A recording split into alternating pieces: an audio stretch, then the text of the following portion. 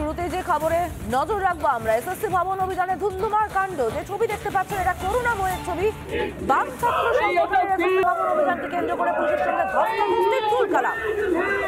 Barricade ভাঙার চেষ্টা বিক্ষোভকারীদের, আন্দোলনকারীদের সঙ্গে পুলিশের ধস্তাধস্তি দেখতে পাচ্ছেন সেই মুহূর্তের ছবি।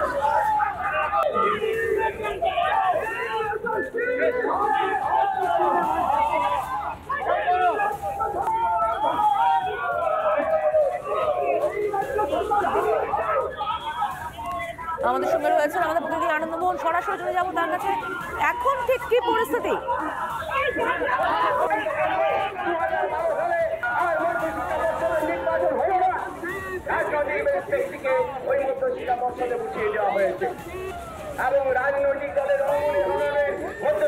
আনন্দমোহন শুনতে পাচ্ছ?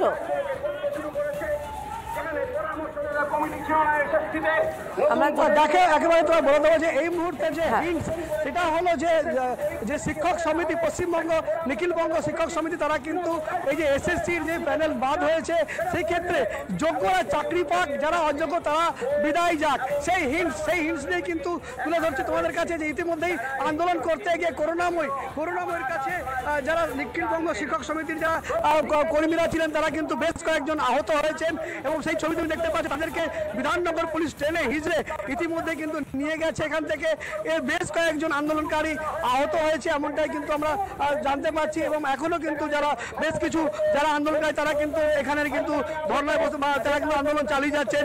পরিষ্কার দাবি যে যারা যোগ্য প্রার্থী তারা যাতে চাকরি পায় এবং যারা অযোগ্য সেই তালিকার মধ্যে রয়েছে তারা যাতে বিদায় করা হয়, সেই দাবি জানিয়ে তারা কিন্তু আজকে এই অভিযান ডাক দিয়েছিলেন। এবং ইতিমধ্যেই কিন্তু তোমার ঘটনাকে কেন্দ্র করে উত্তেজনা রয়েছে এবং ঘটনা কেন্দ্র করে উত্তেজনা রয়েছে, যেখানে প্রথম বামফ্রন্টের যে প্রথম সারি যারা নেতৃবৃন্দ তারা কিন্তু রয়েছেন এখানে এবং তারা কিন্তু পরিষ্কার তাদের দাবি যে যারা যোগ্য আছে তাদের টাকা ফিরিয়ে দিতে হবে। তার জন্য তারা আদালতে দ্বারস্থ হয়েছেন, সেটাও কিন্তু তারা জানাচ্ছেন। এখনো কিন্তু যে উত্তেজনা কিন্তু রয়েছে। একদিকে বিধাননগর পুলিশ রয়েছে, অপরদিকে আন্দোলনকারীরা রয়েছে।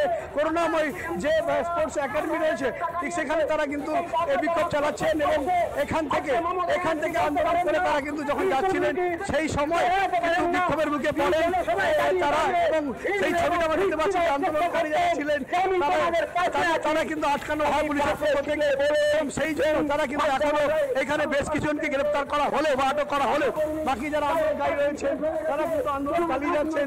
এই ছবি আমরা দেখতে পাচ্ছি এবং তাদের পরিষ্কার দাবি যে যারা যোগ্য প্রার্থী রয়েছেন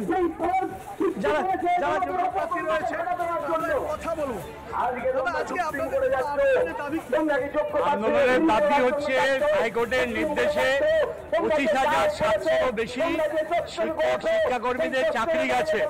এই চাকরি যাওয়ার জন্য মূল দায়ী হচ্ছে পশ্চিমবাংলার তৃণমূল সরকার এবং তাদের মন্ত্রী শান্তিপ্রসাদ, কল্যাণময় গঙ্গোপাধ্যায়। এরা পয়সা খেয়ে যে পয়সা আপনারা পাত্রজাতিতে খাটের তলায় দেখেছেন চাকরি দিয়েছে 5,000, 6,000, 7,000 যে কোনো একটা সংখ্যায় চাকরির জন্য যারা প্রকৃত অর্থে মেধার ভিত্তিতে চাকরি পেয়েছে। 2008 সালের আগে তাদের চাকরি ছিল, 2016 সালে এসে নতুন করে আবার তারা জয়েন করেছে। তাদের চাকরি করে থেকে চাল আর কাগজ দুটোকে আলাদা করার কথা ছিল, কিন্তু চাল আর কাগজ দুটোকে যদি আলাদা করে বাঁচতে যে তৃণমূলের নেতা মন্ত্রীরা টাকা নিয়েছে তারা ধরা পড়বে এবং ভবিষ্যতে শ্রীলঙ্কার মতো দাওয়াই শুরু হবে। তাদেরকে সাধারণ মানুষ তাদেরকে দাওয়াই দেবে যে এরা চোর, এদেরকে তারা করবে। সেই কারণে নিজেদেরকে বাঁচানোর জন্য তারা সবটাকে গুলিয়ে দেওয়ার জন্য একসঙ্গে প্যানেলটাকে তারা রক্ষা করতে চাইছে। এখানে প্রচুর আছেন, ইতিমধ্যেই আমরা প্রচুর কয়েকজন যারা আন্দোলন করছে তাকে গ্রেপ্তার করা হয়েছে।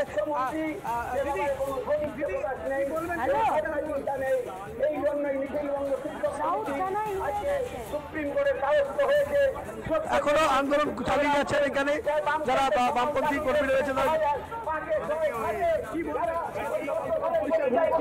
কি বলবো পুলিশের ভূমিকায়? পুলিশ যারা দোষী টাকা নিয়ে চাকরি দিচ্ছে তাদের ধরতে পারছে না, আর এই কাজ হারানো যারা যোগ্য তাদের জন্য দাবি জানাতে এসে কথা হলো যে হ্যাঁ ডেপুটেশন অ্যালাউ করবে, তারপরেও এইভাবে এটাকে বর্বরচিত, যারা কি বলবো বর্বরচিত আক্রমণ করলো মাস্টারমশাইদের ওপর, ছাত্র যুবদের ওপর, আগামী প্রজন্মের ওপর। এটা কি পুলিশ না ওই পোশাক পরা গুন্ডা, একটা রাজনৈতিক দলের গুন্ডার মতো কাজ করছে তো এরা? আর কি বলবো? যারা সংগঠন তাকে তুলে আনতে দেখা যায় না, কখনোই দেখা যায় না। তো আপনি তো জানেন না এখানে পৌরসভা নির্বাচনে কি হয়েছে, পুলিশই তো ভূমিকা নিয়েছে বুথ দখল করার। এরা তো দলদাসে পরিণত হয়েছে, উর্দি পড়া তৃণমূলের গুন্ডা। আজকের মূল দাবি ছিল যে যারা দোষী, এত কোটি কোটি টাকার ঘুষ নিয়ে চাকরি দেওয়া হয়েছে তাদেরকে গ্রেপ্তার করতে হবে। আর এই বাঁচতে গিয়ে দেখা গেল যে এর মধ্যে কিছু যোগ্য থেকে গেছে, সেই যোগ্যদের কি হবে, তাদের ভবিষ্যৎটা কি হবে? তারা তো অপরাধ করেনি, তারা ঘুষ দিতে পারেনি বলে তো অপরাধ করেনি। যোগ্যদের চাকরি সম্মানের সঙ্গে ফিরিয়ে দিতে হবে, পাশাপাশি দুর্নীতি যারা করেছেন, দুর্নীতি করে যারা চাকরি পেয়েছে তাদের শাস্তির দাবিতে এই অভিযান ঘিরে ধুন্ধুমার কাণ্ড। আপাতত তোমাকে ধন্যবাদ আনন্দমোহন।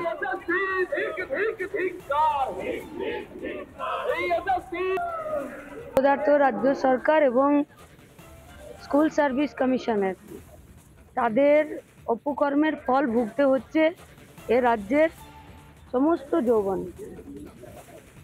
যারা অযোগ্য, যাদের চাকরি করার কোনো রকম যোগ্যতা নেই, সরকার ঘুষ নেবার জায়গা রেডি করেছে বলেই ছেলেপুলেরা ঘুষ দিতে পেরেছে।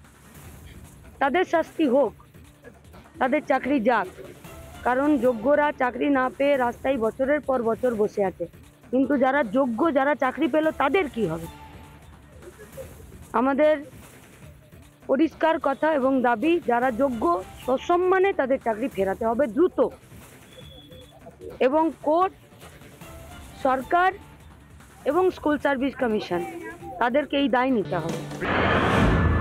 প্রাথমিক শিক্ষক নিয়োগ দুর্নীতি মামলায় আবারও তৎপর হয়েছে এই মুহূর্তে সিবিআই এর তদন্তকারীরা। তারা প্রেসিডেন্সি জেলে এই মুহূর্তে এসে পৌঁছেছেন। তার অন্যতম কারণ সুজয় কৃষ্ণ ভদ্র, অয়নশীল এবং শান্তনু বন্দ্যোপাধ্যায়, যারা এই মুহূর্তে প্রেসিডেন্সি জেলে রয়েছেন, তাদেরকে জিজ্ঞাসাবাদ করতে চান। এবং সেই অনুযায়ী গত পরশুদিন সিবিআই এর যে বিশেষ আদালত রয়েছে সেখানে তারা আবেদন জানান যাতে এই তিনজনকে জেলে গিয়ে জিজ্ঞাসাবাদ করতে পারে, এবং আবেদন মঞ্জুর করেছে ইতিমধ্যেই আদালত। সেই অনুযায়ী আজ ঠিক 12টা নাগাদ যারা সিবিআই এর তদন্তকারীরা রয়েছেন তারা এসে পৌঁছেছেন প্রেসিডেন্সি জেলে। শিক্ষক নিয়োগ দুর্নীতিতে কিভাবে এই সুজয় কৃষ্ণ ভদ্রের সঙ্গে কুন্তল ঘোষ বা তাপস মণ্ডল বা শান্তনু বন্দ্যোপাধ্যায় কি লিঙ্ক রয়েছে, এই সমস্ত যাবতীয় তথ্যের জন্যই কিন্তু আজকে প্রেসিডেন্সি জেলে উপস্থিত হয়েছেন সিবিআই এর তদন্তকারী আধিকারিকরা। ক্যামেরায় দীপঙ্কর কাজলের সঙ্গে রিপোর্ট রিপোর্ট।